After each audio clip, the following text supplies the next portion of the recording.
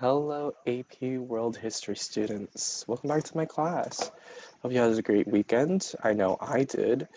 I was busy doing this week's lecture, which is entertaining.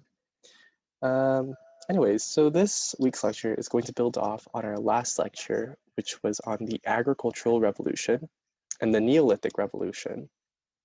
And before I start, is there any questions that you guys have about last week's lecture or assignments or anything pertaining about this class as you've read through the syllabus?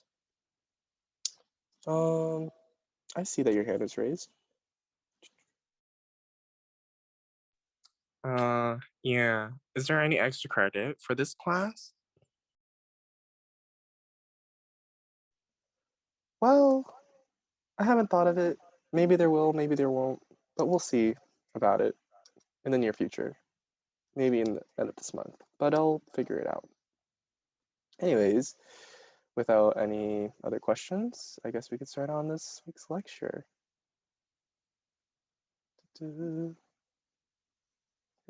Okay, awesome. So, our outline, defining what an early civilization is. So we're going to figure out what are the characteristics that makes an early civilization. How do they differ from, let's say, the Neolithic period and the agricultural period? And we'll find some themes of urban space, a sense of identity and culture,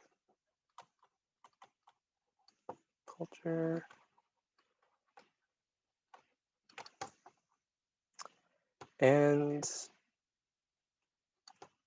unique technology. Because remember, the Neolithic age was characterized by stoneworks, so we're going to see some metalworks in these upcoming civilizations.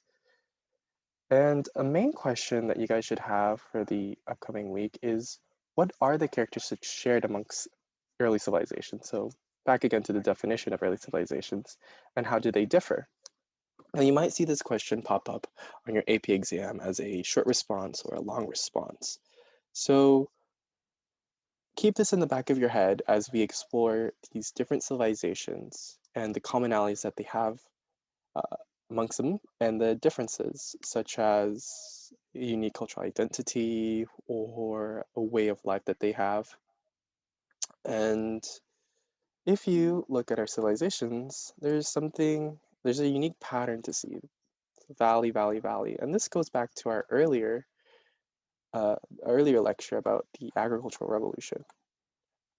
And that's because these places had fertile soil, which leads to an abundance of food.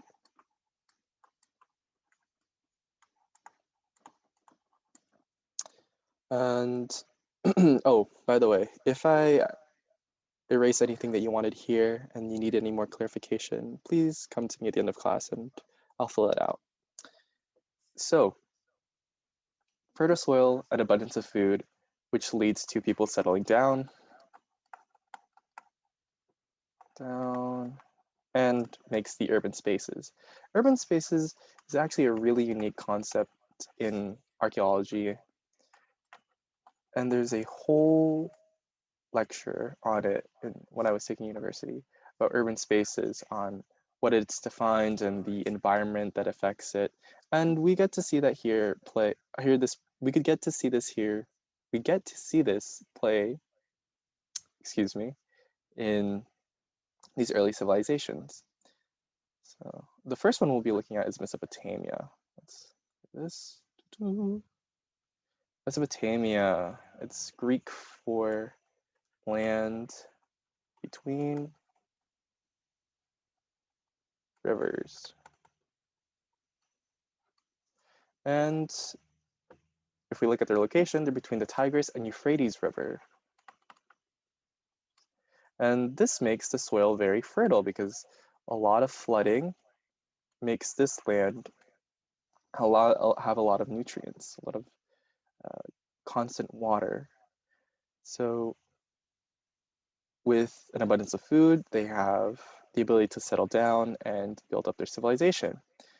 Our start time is around 4000 BC, and we don't really know if this is the exact date, but based on the archaeological evidence, like copper tools that emerged around this time, we can suspect that people actually started settling down and creating metalworking,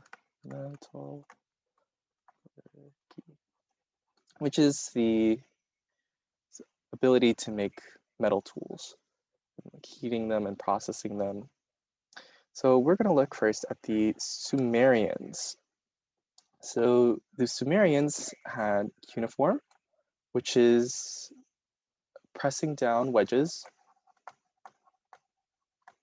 on wet clay,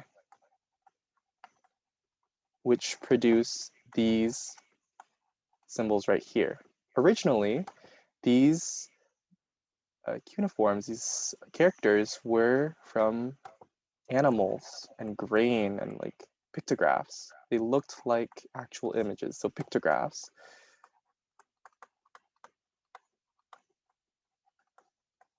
But as the people started settling down and trade became more abundant, they started to become these images that are abstract images that don't have real meaning beyond, the knowledge that they have sound and they mean something. So abstract thinking.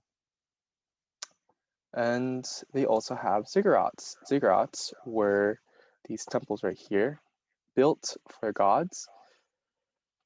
And so they have a belief system. They had priestess and priests that would contribute these grains or metal tools to pay tribute to their patron gods or patron deities. Sumerians also had a patriarchal society, which means that the males dominated in domestic and public life.